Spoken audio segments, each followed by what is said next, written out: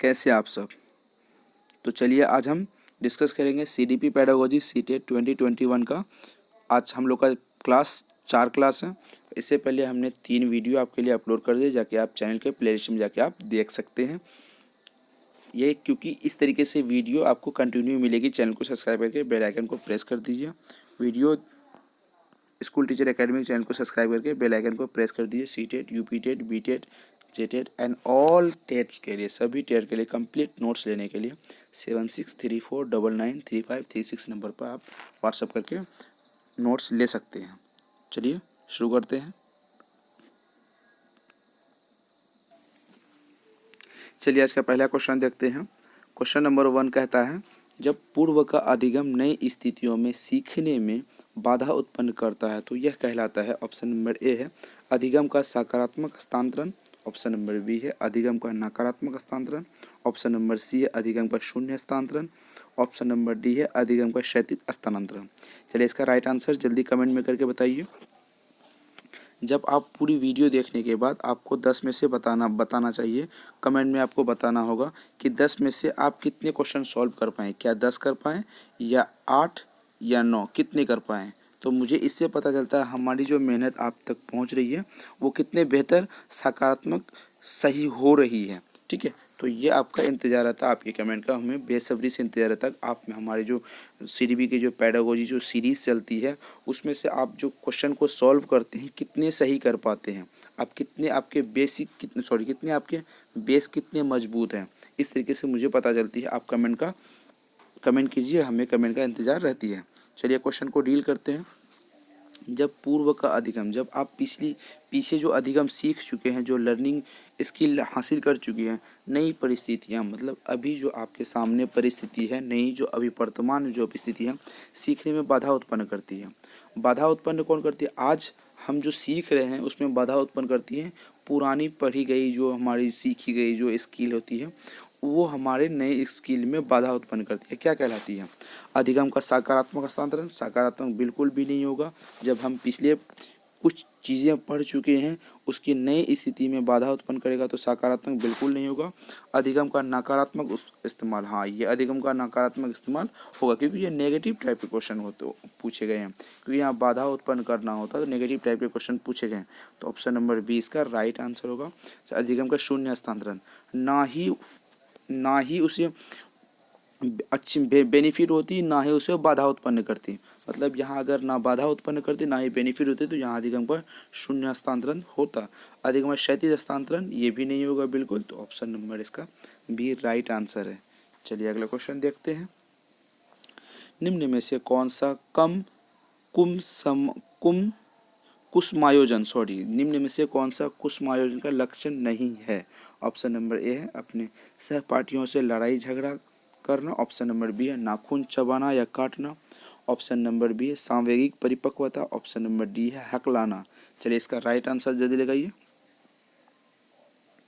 Comment में जल्दी right answer लगाइए। आपको हमारी मेहनत कैसी लगती है आप ये भी कमेंट में बता सकते हैं। अच्छा है, बेहतर है, या फिर हमारी जो स्किल, जो हम जो पढ़ाने के जो तरीके हैं वो आप तक बेहतर नहीं पहुंच पा रहे हैं, अच्छे मतलब उस तरीके से बेहतर नहीं हो पा रहे हैं। तो इसमें कोई सुधार करना, मतलब हम करने की कोशिश करेंगे। आपके कमेंट का हमें बेसब्री से इंतज़ार रहता है। चलिए क्वेश्चन को देखते हैं। निम्न में से कौन सा समायोजन होती है? ये कु लग गया तो इसका मतलब ये समायोजन नहीं, ये समायोजन करने में गलत होती है, लक्षण नहीं है।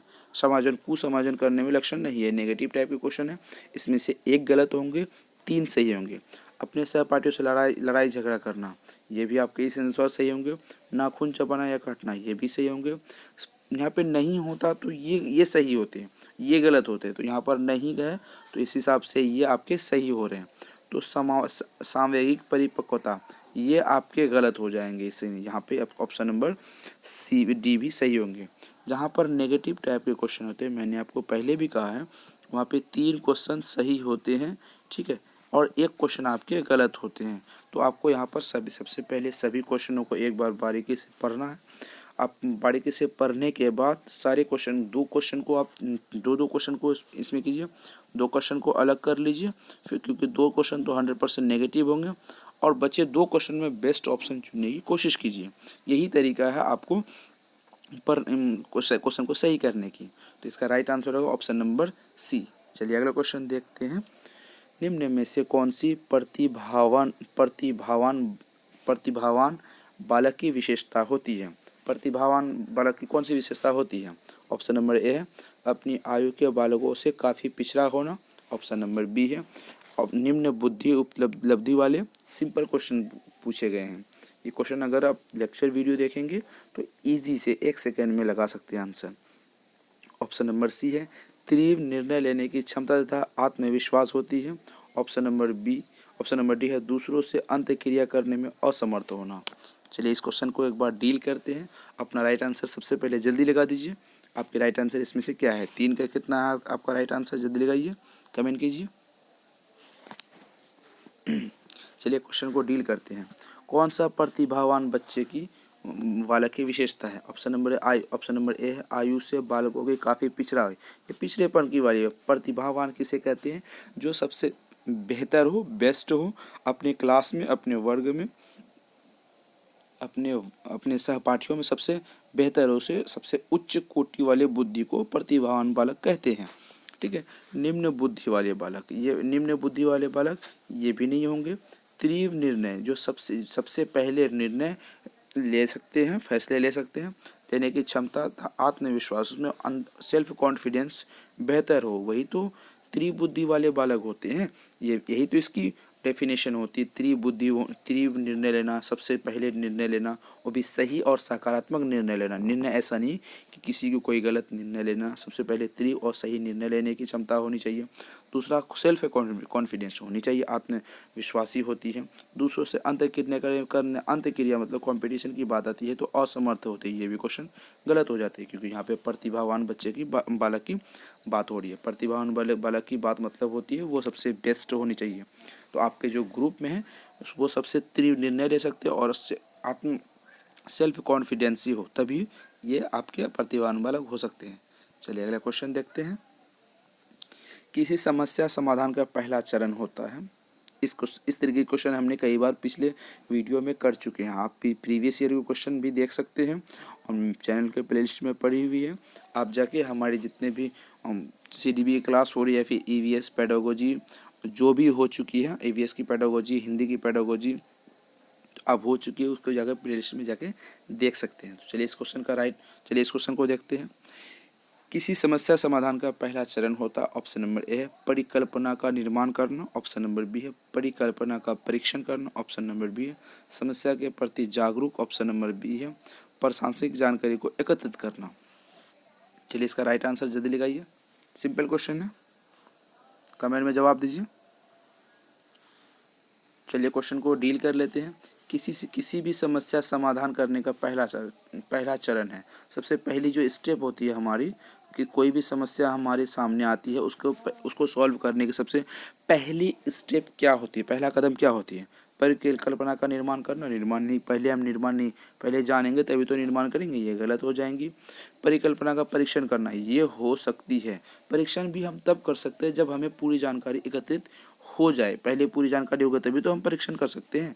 बिना परीक्षण मतलब हमें पता ही नहीं कि CTET का एग्ज़ाम हमें देनी है या नहीं देनी है, बेवजह हम प्रिपरेशन कर रहे हैं, ऐसा तो नहीं हो सकता। उसके बारे में बेवजह हम दिमाग लगाना, ऐसा भी नहीं हो सकता। तो ये भी मेरे ख्याल से गलत होंगे। ऑप्शन नंबर सी है समस्या के प्रति जागरूकता होना। आपके पास जो समस्या आती है वो उसके प्रति अगर आप जागरूक हो रहे हैं तो तभी तो आप समस्या समाधान कर सकते हैं। आपको जागरूकता है ही नहीं, क्यूरियोसिटी है ही नहीं, तो आप किसी भी तरीके से समस्या का समाधान नहीं कर पाएंगे।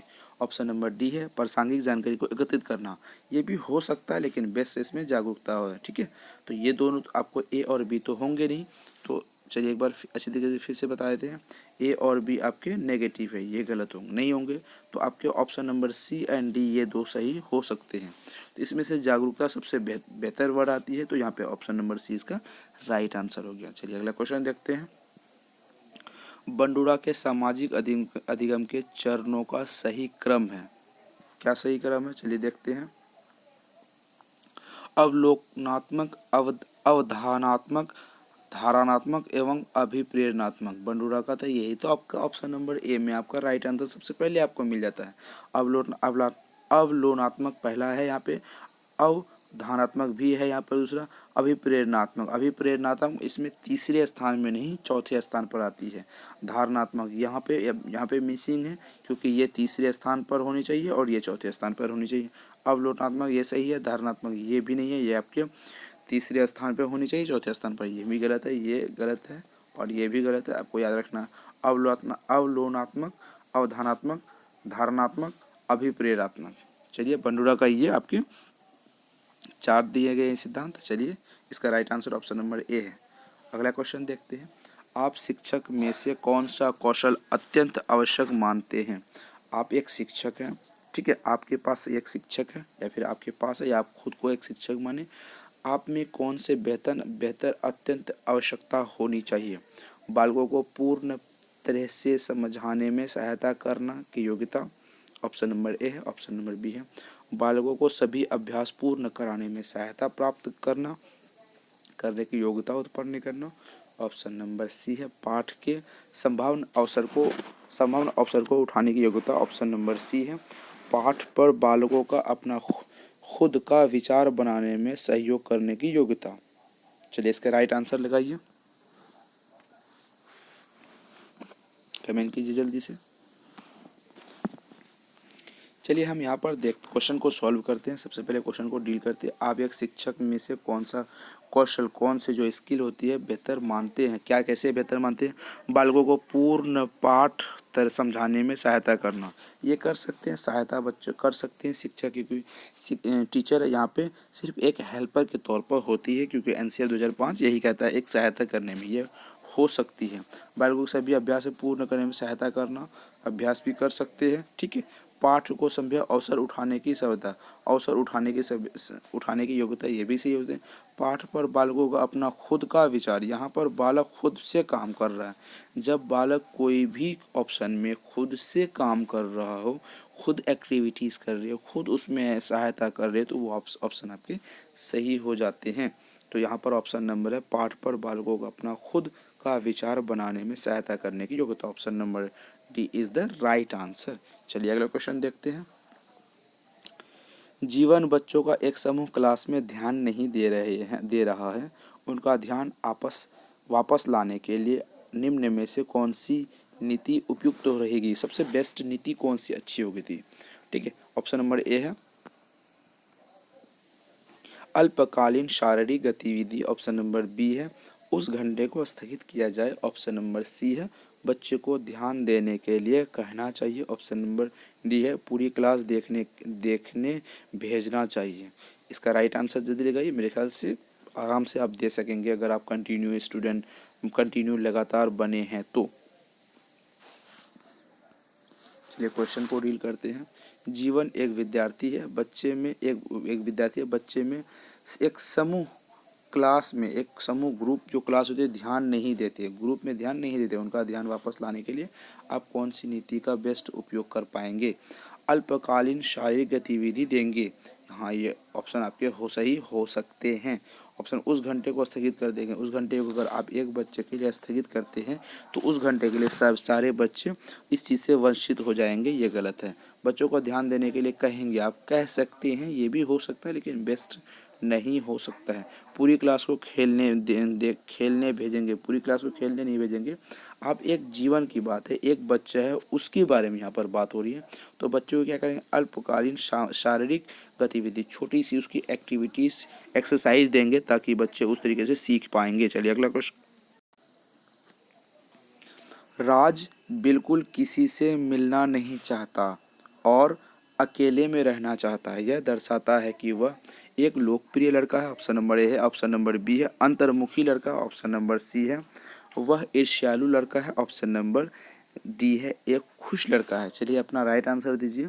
सबसे पहले आपको एक लड़का है, एक लड़का है जो बिल्कुल भी किसी से मिलना नहीं चाहता और अकेले में रहना चाहता है, यह दर्शाता क्या दर्शाता है? अपना राइट आंसर जल्दी लगाइए, कमेंट कीजिए। चलिए क्वेश्चन को डील करते हैं। राज एक लड़का है, पहले मैंने बता दिया, किसी से भी मिलना नहीं चाहता और अकेले में रहना चाहता है, यह क्या दर्शाता है? यह दर्शाता एक लोकप्रिय लड़का है। लोकप्रिय लड़का या लोकप्रिय व्यक्ति अकेले नहीं रहते हैं, ठीक है, वो अंतर्मुखी है। जब कोई बच्चा शांत हो या अपने अकेले रहना पसंद करे तो वो अपने अंतर्मुखी है, मतलब अपने अंदर की बातों को बाहर प्रकट करने की कोशिश करता है। अपने आप बाहर प्रकट नहीं कर सकती, बाहर प्रकट नहीं करते, वो अपने अंदर ही अंदर उस विचारों को विमर्श करता है, उसकी सॉल्यूशन ढूंढता है। ये अंतर्मुखी लड़का है। चलिए अगला क्वेश्चन देखते हैं।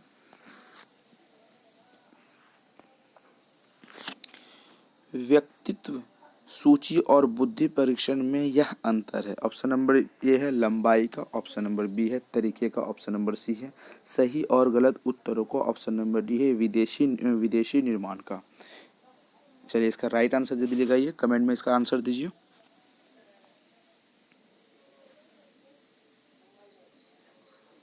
क्वेश्चन को डील कर लेते हैं। व्यक्तित्व और बुद्धि परीक्षण में क्या अंतर है? दो चीज़ें यहाँ दिए गए, व्यक्तित्व और बुद्धि परीक्षण में अंतर क्या है? इसमें लंबाई का अंतर है, नहीं हो सकता। तरीके का अंतर है, ये नहीं हो सकता क्योंकि लंबाई तरीका, हाँ तरीका शायद हो सकता है। यहाँ पे सही और गलत का हो सकता है। ठीक है, आपका राइट आंसर आपका सी है। चलिए अगला क्वेश्चन देखते हैं। सिंपल क्वेश्चन पूछ जाते हैं। अनुसंधान में ज़्यादातर आरंभिक इससे कष्ट पाते हैं। ऑप्शन नंबर ए है समस्यात्मक का अंधत्व, ऑप्शन नंबर बी है अनेक समस्यात्मक, ऑप्शन नंबर सी है समस्या का सामना करने के लिए। इनमें से ऑप्शन नंबर डी है इनमें से कोई नहीं। इसका राइट आंसर जल्दी लगाइए। तो चलिए इसका राइट आंसर क्या होगा? इसका right answer option number A होगा। चलिए आज के लिए बस इतना ही।